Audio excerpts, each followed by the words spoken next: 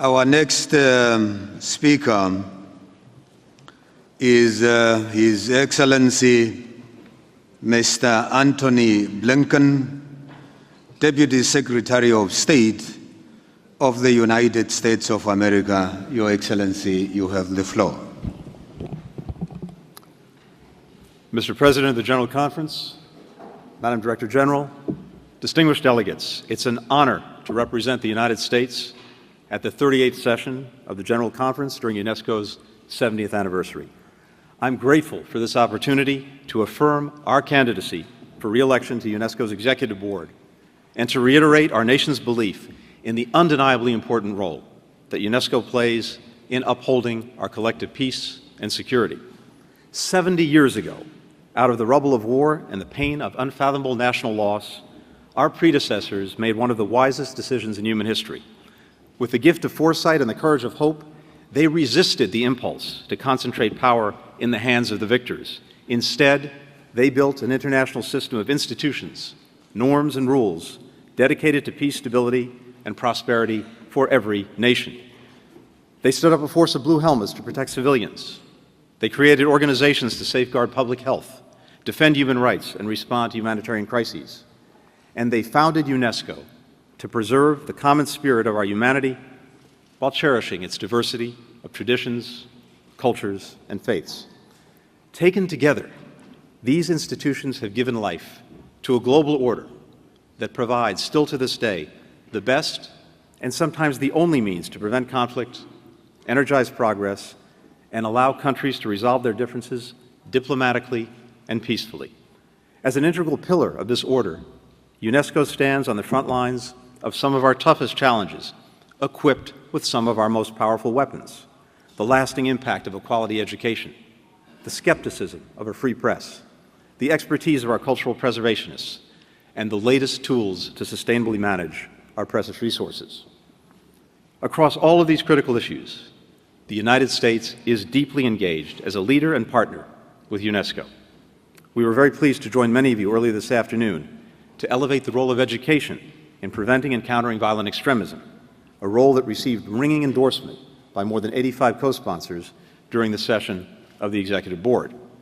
I was also proud to highlight a new UNESCO and U.S.-led education initiative to equip students with the skills to embrace inclusion and resist violent extremism, and I encourage all UNESCO members to join this effort.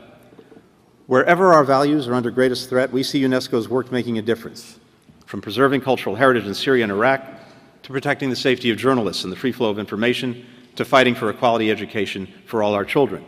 We're honored to be a partner in these initiatives. At the 197th Executive Board last month, we were proud co-sponsors of several important resolutions, including highlighting UNESCO's work to combat climate change in advance of the Paris Climate Conference, advancing freedom of expression, supporting equal access to education, protecting cultural heritage in Ukraine, and recommending the admission of Kosovo as a member of this organization. The Constitution of UNESCO is clear on this issue. There is an undeniable path for Kosovo membership in the organization, a path which is not diverted and not blocked by United Nations Security Council Resolution 1244. This is not a question of recognition or non-recognition. Countries that do not recognize Kosovo have supported its membership in UN specialized agencies, including the World Bank and the IMF. Our co-sponsorship of the resolution conveys our strong belief that Kosovo should be welcomed by the General Conference as a full member. A founding member of UNESCO, we remain committed to its ideals and aspirations. As a candidate for the Executive Board, the United States renews that promise, reiterates our determination to restore full funding for the organization, and pledges our continued determined leadership. This is not just the policy of our nation. It's also a personal commitment, one that was passed down to me by my stepfather, the late Samuel Pisar, who was a UNESCO honorary ambassador and a special envoy for Holocaust education. This morning, in fact, I had the opportunity to retrace my steps as a young boy here in Paris when I returned to my school, the École Jeanine Manuel, the UNESCO-associated school. As I walked into my old classrooms, I reflected on the education I'd been so blessed to receive. Alongside lessons in math and science, literature and language, my classmates and I were taught, in the words of the founder of the school, Jeanine Manuel, de penser comme l'autre, to see through the eyes of others. In doing so, we learn to respect our differences while recognizing all that we have in common. including our gifts of reason and wisdom, our expressions of art and culture, our universal values of civility, freedom, and dignity.